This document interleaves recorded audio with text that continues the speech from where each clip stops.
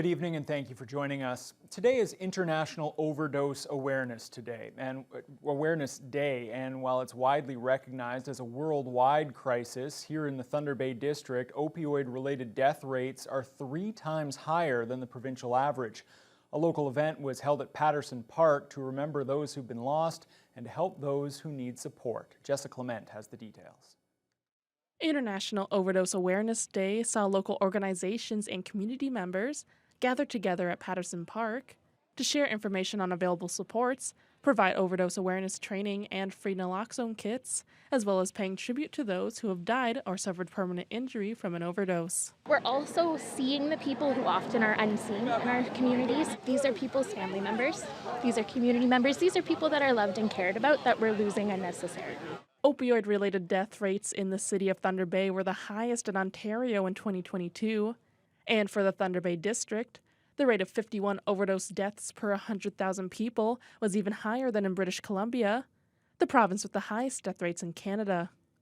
The rate for Ontario is 16.6 deaths per 100,000 people, while the number for all of Canada is 18.8. The Norwest Community Health Centre's Hayley Surrett says a contributing factor here is the toxic drug supply. Norwest offers drug checking services that allow people to know what's in the substances they're using, and since last October, 84% of samples tested were not what they claim to be. Folks are buying substances expecting them to be, say, methamphetamines or cocaine, and it's actually containing high levels of fentanyl or off-market medications that they've been cut with. This is incredibly dangerous and scary for folks that are using substances and the people who love them. It really is a problem of a toxic supply. People don't know what they're getting, so they can't take safe precautions to keep themselves and their loved ones safe. The DEC Foundation was another group present at the event, and founder Carolyn Carl says having events like Overdose Awareness Day helps address and combat the stigma behind substance use and overdose. It's a somber and a sad event in many ways, but again, it warms my heart to see people coming out and supporting this initiative, to supporting the folks. We can't become complacent to this. We need to keep fighting for our loved ones. We often don't like to have the hard conversations. We don't like to talk about it, but it's important that we change that so people can get the help that they need and want and deserve. Jessica Clement, TBT News.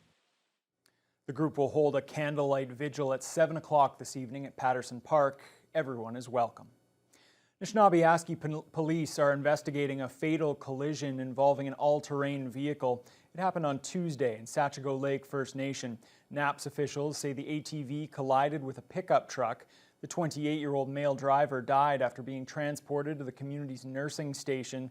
OPP were brought in to help with the investigation, and it's been determined that the incident is not criminal in nature.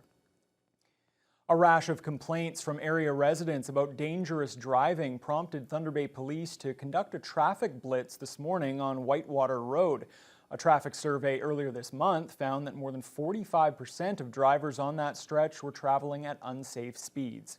The traffic unit previously conducted a traffic survey on Whitewater using a utility pole-mounted device called a Black Cat radar, which automatically collects information on the speed, size, and frequency of each vehicle passing in either direction. That survey outlined the severity of the problem. Constable Sal Carchidi discussed the results with reporters today.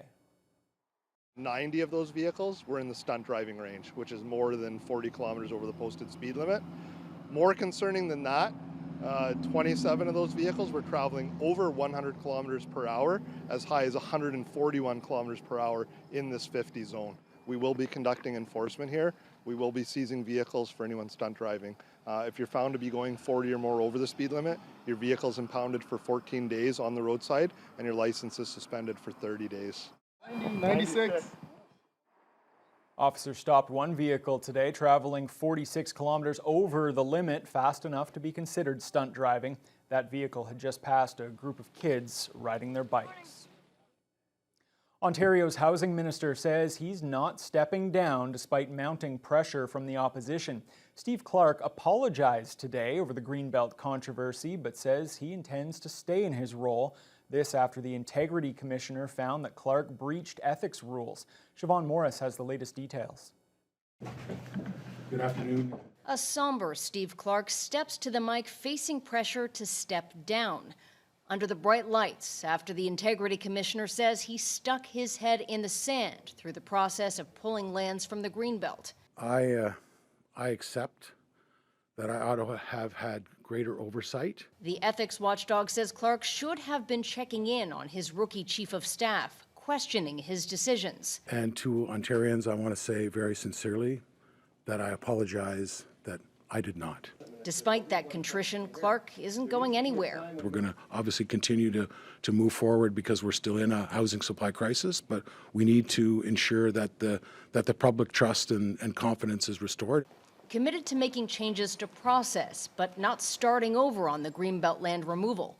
A process the Integrity Commissioner says was almost reckless, chaotic, marked by deception. Minister Clark, I know him well. He's smart. He has 40 years experience. He knew better. He knew what he's doing. How can you take full responsibility for a corrupt process to enable a handful of individuals to cash in $8.3 billion? When experts agree the province doesn't need to tap into the Greenbelt to build homes. Opposition parties want the Premier to fire his Minister of Municipal Affairs and Housing. I'm going to have confidence in Mr. Clark. I'm going to have confidence in my other ministers. We're going to move forward with building homes. That's it. The interim Liberal leader isn't so sure about that inner circle. Do we have like 28 ostriches up in the cabinet room? Did anybody ask any questions? The Premier trying to change the channel on the scandal with a warning for owners of former Greenbelt lands. If you don't start getting shovels in the ground, guess what? You're done. You're gone. Test me out. Try me again. The government's in the process of returning 2 parcels of land in Ajax to the Greenbelt after they were listed for sale. That was CTV's Siobhan Morris reporting. The Progressive Conservative MPP for Thunder Bay Atikokan, Kevin Holland, says he supports Doug Ford's decision not to remove Clark from cabinet. Clark was in Thunder Bay on Monday for a pair of funding announcements, which Holland attended. The local MPP served as Clark's parliamentary assistant for his first 9 months at Queen's Park. Holland stood by the housing minister today, saying Clark should be allowed to continue the work he's doing to ensure the province sees hundreds of thousands of new home builds in the coming years. Minister Clark has done a remarkable job. He was given a monumental task to build 1.3 or 1.5 million homes over the next 10 years. Minister Clark acknowledged, the buck stops with him, that there was processes that needed to be addressed, and we're committed to addressing those processes that were identified in the Auditor General's report so that we can reinstate confidence in the work that Minister Clark is doing. Things were quietly heating up at the Thunder Bay Public Library last year. Its 2022 annual report shows a big increase in usage since the height of the pandemic, suggesting the public institution is turning a page. According to the report, the library was used more than 2,300 times a day and loaned out nearly 500,000 books and educational tools. More than 3,000 people applied for new library cards last year, twice as many as in 2021 and nearly 5 times as many as in 2020. The 2022 numbers are even above pre-pandemic levels. CEO Richard Togman says people finally seem ready to come back into the public spaces, but he also believes tough economic times are a factor. In an era of cost of living affordability questions, high rents, inflation, those free public services are becoming more critical to people's daily lives. And we see that across the income spectrum, whether it's low-income users using our free computers or people taking their kids to their free story time, where they may have been willing to pay for gymnastics. Now budgets are getting a little tight. The library is free. That's a great resource for them. The library offered more than 1,000 free programs last year. Togman feels the library has done a good job promoting those programs, getting people back into the library and reminding them of all it has to offer. He says the 2023 numbers are on track to show another big increase. It's a busy time at Lakehead University with new students going on tours and out-of-town students beginning to move into residence. For the first time in years, those residences are at full capacity. Carl Langdon reports. With the upcoming semester just a few weeks away, LU students are starting to move into the residence buildings, and Lakehead staffers are keeping busy showing excited new students around campus through a series of walking tours. And the fact that some of their parents and supporters get to join them on these tours also is really great, so that we can show them the awesome campus that we have here at Lakehead and show them all the hot spots, you know, the spaces to study, the places to hang out, help them find their classes, really anything they need. And beyond that, we get to answer any questions that they have while they're on the tours. According to Lakehead's Director of Residence Services, Shannon Foster, the LU residences are at capacity for the first time in many years, and there's a long list of students who are still seeking accommodations. We encourage anyone who's still looking to please apply, because we never know. Some students, for various reasons, may not end up coming. So please, if you're still interested, please fill out that application and come, and we will do our best to house every student that makes an application and submits it. We spoke to a few students moving into their rooms on campus this week, including first-year nursing student Isaac Rodsis. He made the 15-hour drive from his home in Arnprior and spoke with us about what he's looking forward to most. Sports, maybe. I'm excited to, probably not anything like varsity, but I'm not that good. But, you know, like something just for fun, for sure. And just meeting new people, I think, is the most exciting thing, probably, yeah. First-year student Ainsley Baxter, who will be working on a double major, opted to save time by flying instead of making the drive.